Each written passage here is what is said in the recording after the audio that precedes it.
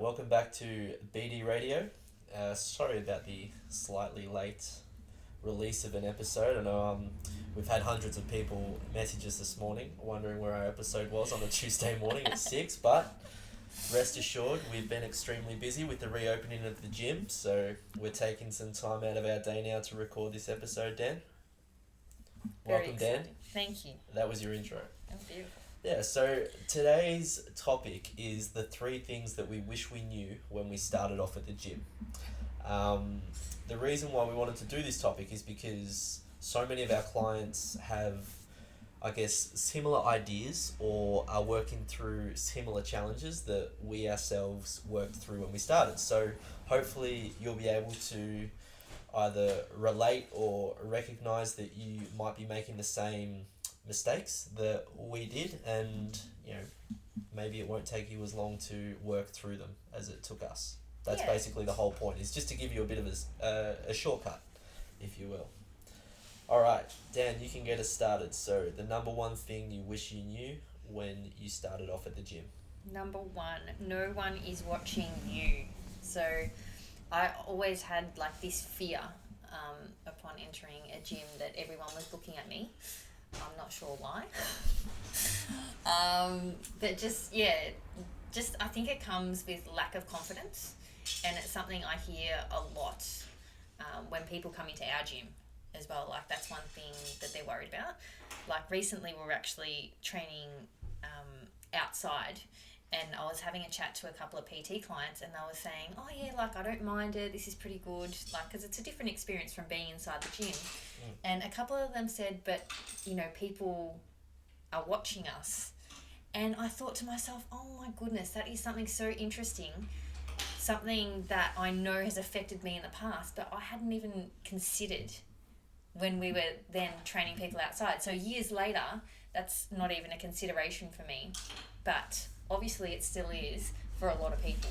Yeah, well, we know it's one of the first things that people mention to us after some time training with us is how comfortable they feel in our gym compared to other gyms in the past. I used to obviously work, well, not obviously, but those who know me know I used to work in a larger Globo gym, and it was definitely an issue for a lot of people, is that a lot of the ladies in particular that I used to train, they wouldn't want to train in a specific area because of the other people who trained there, and they were worried that people would look at them. There was just there's just an overall level of intimidation that can come with a gym, and I think it's because of the image that we see, on social media or advertising or gym motivation videos, and it's, meatheads, really buff guys, super strong, girls as well, and it's I think people are sometimes worried by a gym environment because they don't fit that mold. But what they need to understand is that's 99% of the people who go to the gym are people like us who just want to be fit and healthy but don't necessarily look like that stereotype. Yeah, exactly. So we all know when we're dying, we're not looking at the person next to us. Yeah, exactly. So don't stress about it, guys. Yeah. What's your number 1, Ben? My number 1, consistency over intensity. So it's something that I've got a handle on now, but definitely when I started in the gym, I pretty much thought that the harder you try, the better results you get. Now, whilst to a degree that is true, there's also such thing that we know as coaches is almost misguided effort. So it's trying too hard on things that don't matter that much in terms of your overall results. So I would train like a demon, all the time, twice a day, this and that, and loved it. But when I would sit back and be what results am I getting? Am I fitter? Yes. Stronger? Yes. But given that my primary goal when I was younger was weight loss, I'd be why aren't I losing weight? I'm training hard. I train harder than other people in the gym, but they get way better results. And it was because when I looked at my nutrition, I was either all in or all out. And I think lots of people can relate to this. So an example would be what I would call the stuff it. Is I'm eating really well, Monday, like a champ, or sweet potato this, chicken breast that, meal prepped to the nines. And then on Tuesday morning, I'd have a cookie, and it was like, it's over. Like, all that effort for nothing. Yeah. When in reality now, and I'm way more relaxed now, but still get better results. But because I recognise that, yeah, a cookie's not ideal, but, it's just a small blimp in the entire day, and maybe I'll have slightly less rice with my... Like, it's just small little bits like that, and that has come from... For me, the big change has been just educating myself on, like, what is actually important in regards to results. So that would be my number one, is that it is more important to be consistent than intense. Yeah. Like, short bursts of, like that yo-yo, I guess, is what I used to do. Whereas now, I guess I've more embraced that lifestyle. Yeah, and for those of you that don't know Ben, this is reasonably recent. Like, he's done this over the last 5 years. Yeah. Which is, like, it hasn't been, 10, 15 years where you finally, like, it's jerried. No, it's probably only clicked, not even since we opened the gym, like, even after that. So probably the last 24 months, and even to a higher degree, the last 12 months is when it's really clicked. Yeah. I think, for sure. And, like, we are blessed that, like, our lifestyle, like, we don't have a lot of, what's the word I'm looking for, Ben? Distractions or No, not distractions. Detractors. No. Temptation. Yeah, like, we live in a very protected, like, we're surrounded constantly by good influences. Well, it's a controlled environment. Very controlled. The environment that we work in is controlled by us. Exactly. We run it, we own it. Yep. Our home is controlled by us. We're both on the same page. Like, no one is, like, I like ice cream, but I don't have it in the house. So there's stuff like that. Like, I'm not constantly asking you if you want this and that. So, yeah. And, I mean, we don't go out that much. We don't really have much time. Last time I had beers, I was sick for 2 weeks. So I'm avoiding those. And, yeah, like, we both don't drink. Like, there's, yeah. Well, we do align on a lot of stuff. So that can be a slight challenge for clients, but the take-home message out of my number one is that it is more important to be able to do, a new diet or a new exercise routine for a long time than really well for a short time. That's the take-home message. Yep, that's a good one. Your number two, Dan? The importance of why. So why you're training, and this has come up in multiple podcasts with us, and it is just so important. Like, we know why we are training day in, day out. That's why we can do it consistently day in, day out. Yeah, so I think the subtext of that importance of why, it basically takes care of your motivation. So when people say, oh, I'm just not motivated at the moment, like, to us as coaches, it sort of rings that alarm bell of they're not really dialed in on why it's important to them. Yeah. Yeah. Absolutely. So yeah, I never have to think, why I'm training. Like, we know, like, it's solid, and that's how we've built our lifestyle around that. And I do remember the one time that you've always, or not always, but for the majority of the time I've known you, you've trained for, like, a really clear reason of wanting to be fit to basically play with the kids. The one time that we adjusted our lifestyle for composition, do you remember when we did the 30-day challenge with boot camp? Oh, yes. Oh, yeah, and, like... That was a few years ago. Yeah, a few years ago at the Bowls Club, RIP Bowls Club, where we used to train. It's terrible. But when we did that, and, so we basically cut out all treats, right? Like, we went pretty hard, like, tried to set an example, and we both got good results in 30 days. We lost, like, 20 centimeters, and I lost 5 kilos, and you lost a few kilos as well. But you hated it. Like, you said every week, like, this sucks. Like, I'm not enjoying this at all. I never want to do it again. Because it was so far away from, like, why fitness and health was important to you. Yeah. And that's not to say that weight loss shouldn't be, like, not important to everyone. It just wasn't important to you. No. So... Well, I've never needed to worry about my weight. So having to restrict things that I really enjoyed for something that wasn't important to me was a drainer. hard. It was a drainer. Whereas for me at that stage, it was super easy. Yeah. So I was like, because you were achieving something you wanted. Yeah, and I was just looking for an excuse to like really dial it in. So it was no big deal at all. So, like, just because I'm just trying to think of the take-home message for someone here is that just because it's important to someone else, it doesn't mean it has to be important to you. No. And I think that people have these preconceived ideas of why they train based on social norms. Yes. You know, and like, I think I should look a certain way, or I should be able to do certain things because of what people have told me, or because of what I see. Yeah. But that, like, unless it really comes from you, it will be really hard, and it will more than likely fizzle out. Yeah, and isn't that insane? Because as humans, we are just so different. So we all expect to fit this social norm. Oh yeah, and there's all these like, what's these like challenges that come in and out, like, what was it, having like a thigh gap was an important thing for a little bit of time. Or I'm trying to think of the most recent one. One of our clients was saying that in China, like, the A4 waist, like if your waist was was then skinnier an than A4 an piece of A4 paper. piece of paper, and I'm like, what on, and that was like a desirable thing. I'm like, who comes up with this? But that is the reality of the society we live in, is these, and I think social media drives it a lot as well, is that like constant comparison and, or that person can do this, what can I do? So yes, take home message number 2, you really has to come from inside of you and not from what everyone else thinks. Know your why, guys.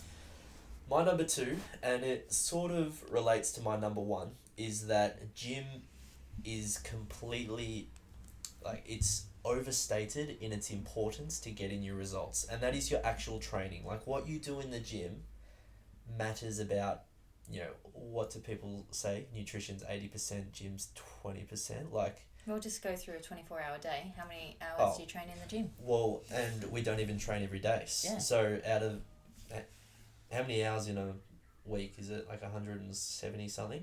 You might train 3 times. That's 3 hours. So the other 169 hours, if it's 172, I don't even matter. I should be doing this on my calculator, but you get the drift. The other, remaining hours of your week are so much more important than what you do in the gym. I mean, as long as it's a competent program, and you're not just getting in there and doing bodyweight glute bridges or dumbbell curls, it has to be a little bit of a structure, but it can be a super basic program, and you work hard at your lifestyle and your results will be insane compared to a person who's in the gym 6 times a week but sleeps 3 hours a night and treats his body like a bin. So that has been and you say that to me all the time, like, that has been the biggest learning.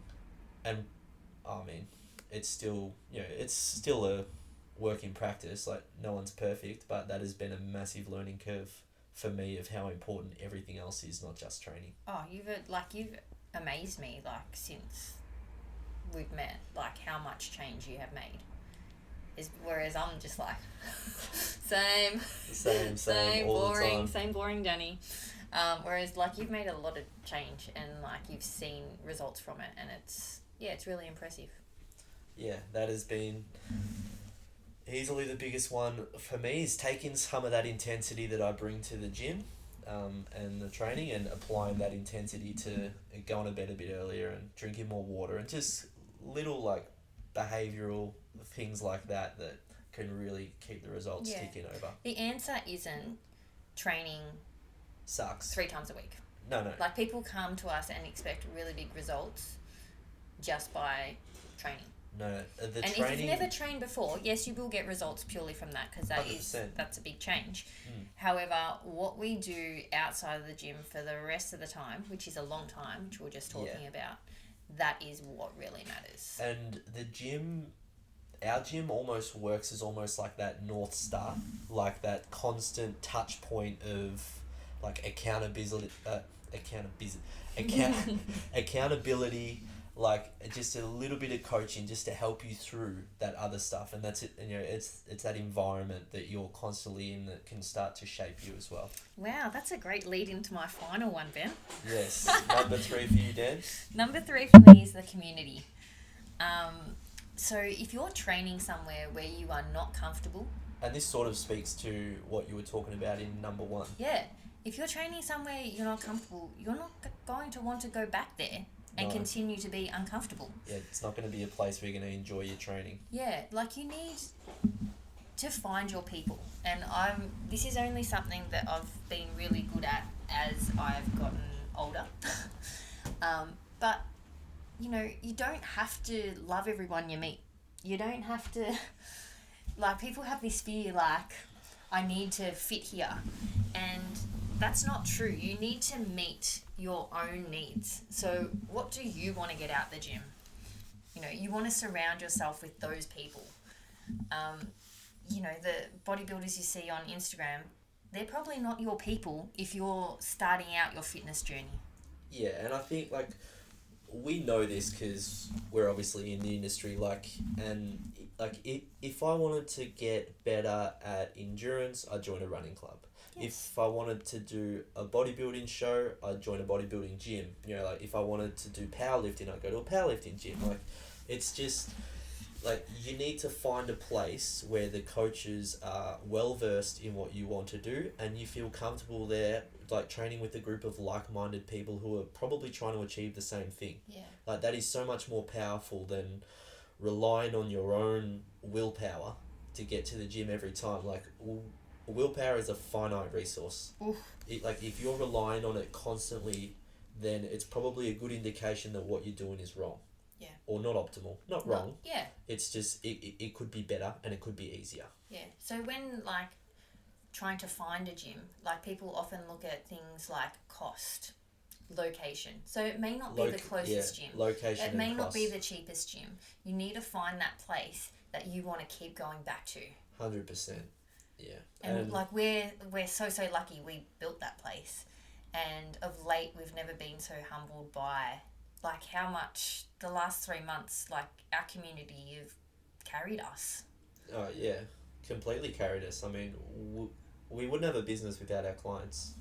And I know lots of service industry, you know, they can say that, but I think it speaks to the environment that, you know, we've tried to create, but all of our clients, they've really bought into it, you know, like, and they drive that, you know, and that's not us. We can't take credit for the vibe that they bring to the place. Yeah. So, you know, and I mean, everything we're touching on today, like, a lot of that influence is rubbed off in what we try and, you know, bring to the table with our own guys, of that comfortable environment, like, you know, slow progression, all that stuff. Yeah, I was just having a chat to someone today, after class, and, like, she was just saying that she's got so many friends from our community.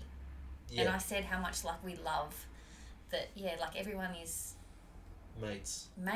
Like, it's beautiful. Like, Yeah. you'd never think it.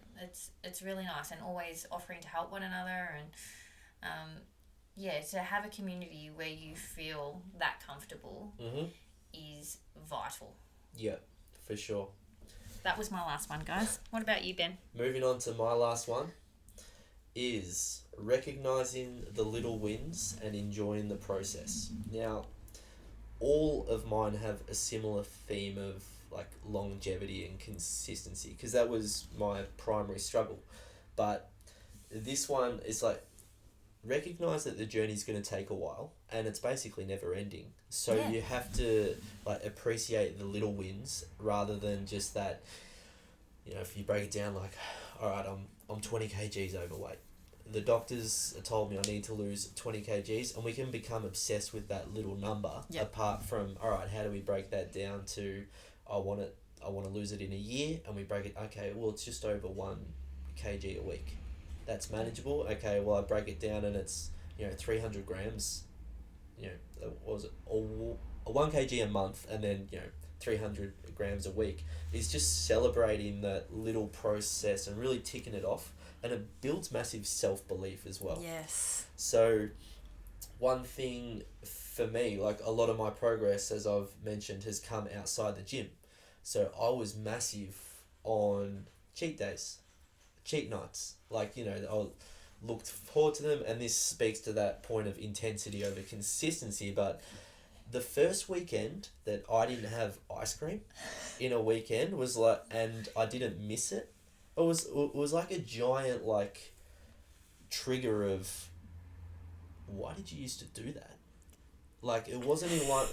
It's so weird, and it's these things that we become like married to, like these ideas that you think are important, and you don't even realize why I was you about did to it. say, you don't even miss. Do you miss having ice cream every week? No, I get excited about watermelon like a nerd. Yeah. I have like, never in my life. I will never ever forget the first time we had ice cream together. So I think we had fish and chips for dinner, and we had ice cream afterwards. So Ben got a tub of Ben and Jerry's, and I'll never forget him taking off the lid and grabbing a spoon. And I looked at him. She was like, "What are you doing?" I was like, "What are you talking doing?" about? And he's like, "Well, I'm eating my ice cream." And I'm like, "Well, aren't you going to put it in a bowl? Like, put some in a bowl?" And he's like, Why would I waste the dishes? "But I'm going to eat the whole tub." And I nearly passed out. Yeah. I was just like, "What?" Yeah. Never in my life had I eaten a tub of ice cream before I met you. And then you started doing it, and how much fun did you have? It was not good. I was like, I've never done this. Why am I doing this? You'd be over there with your rubbish tasting paleo ice cream. But that is something that I used to think was like, I used to think it was more important to my enjoyment of the weekend than it actually was. Yeah. So, and you know. Whereas now, even what do now, you look forward to now? Like on a weekend? Sleep. And even then, it's a false economy. Hit and miss in our house.